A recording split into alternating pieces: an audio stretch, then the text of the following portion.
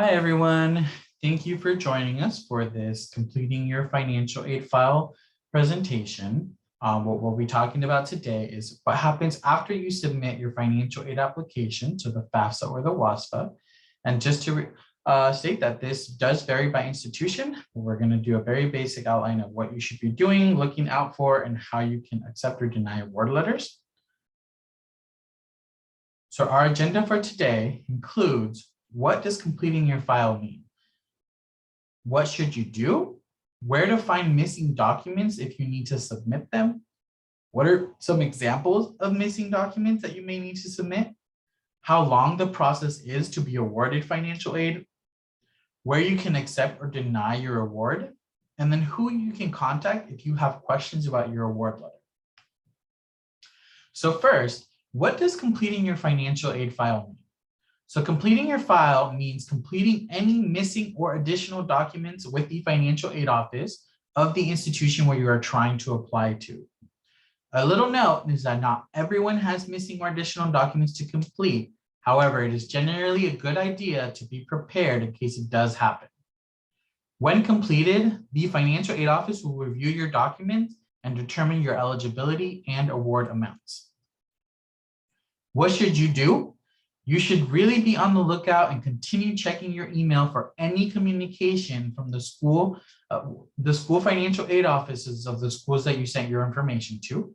If they have sent any information on any documents that are needed, getting those completed as soon as possible is the best way to ensure that your financial aid is secured.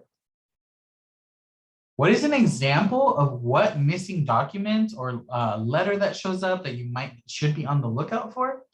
This is one of the examples. So as you can see here, it's from the main South Seattle College office. It tells you your name. It tells you the school year that you are applying to and what quarter you're trying to begin. It also gives you a timeline. So you do need to complete these letters or documents within 10 business days to prevent a delay in processing your application. You must review your requested items on your CTC Link account or go to the financial aid website to obtain that information. And on top of that, it does give you the specific information as to what documents are going to be needed, such as the following items are required for your financial aid application, and then it will describe that application here. It also gives you information on how you should submit those documents, and the preferred method is through email, so you can print the documents, fill them out, and then send them into this email here provided. And you can also submit them through your CTC Link account through the South Seattle College website. So where can you find the forms? The financial aid office will have those documents on your CTC Link account listed under the tasks. As you can see, it says no current tasks for this person. However, when you do have any documents to complete, it will say 1 task needed to be completed, 2 tasks, whatever it might mean, but those documents will be listed here. You can also find those missing documents or any additional documentation that they need on the South Seattle College Financial Aid website. The link is listed here, so southseattle.edu/financial-aid. You will find that page and then find your way over to this tab of the school year that you are looking to attend. It'll bring up these forms here, and depending on what that email says on the documents that they are needing, you will need to find that on the list right here and then complete that form there. So what are some examples of documents that you may need to submit?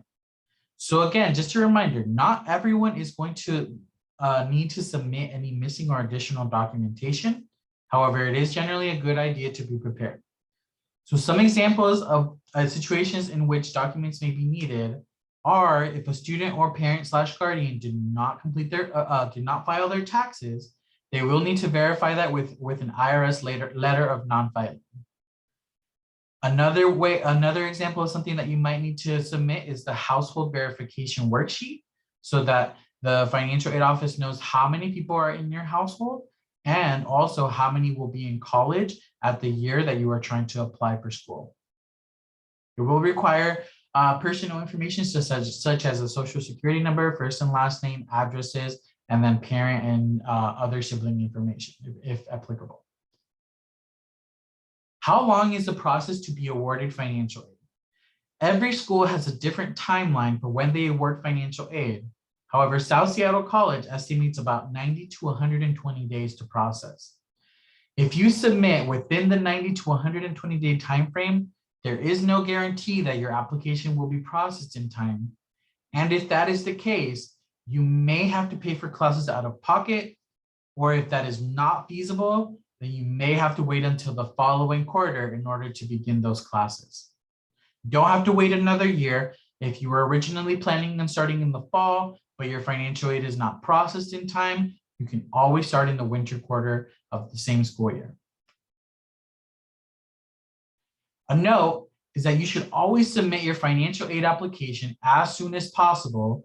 Every application opens on October 1st for the following school year.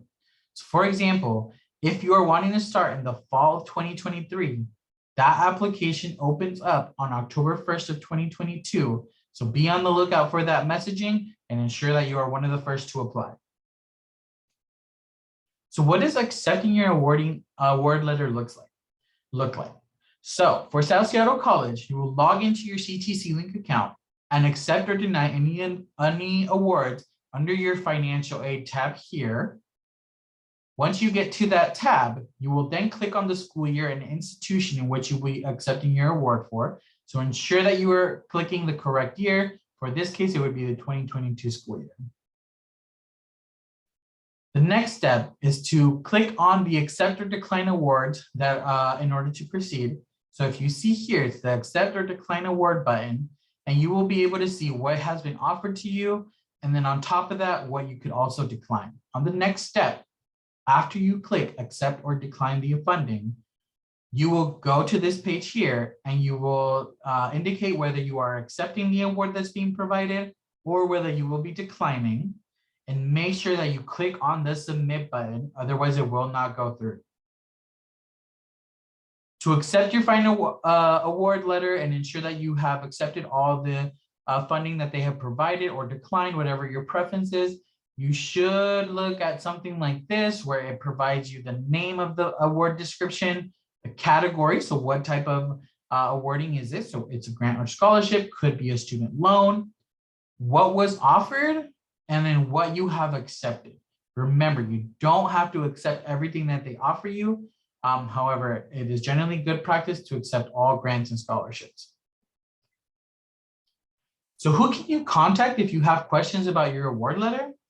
The financial aid office will be the best point of contact to discuss your award letter to see if there are any changes that need to be made or if you have any questions about it. Here is the contact information for the financial aid office at South Seattle College, their phone, their email, where they are located on campus, which is the RSV lobby. And just to guarantee an appointment, appointments are strongly recommended so that you are able to guarantee meeting somebody. Without an appointment, it's not guaranteed that you'll be able to meet with anybody. If you have any questions, again, please contact us at the Welcome Center, and we will be happy to assist you and point you to where you need to go or help you with the application if needed. Thank you so much for listening.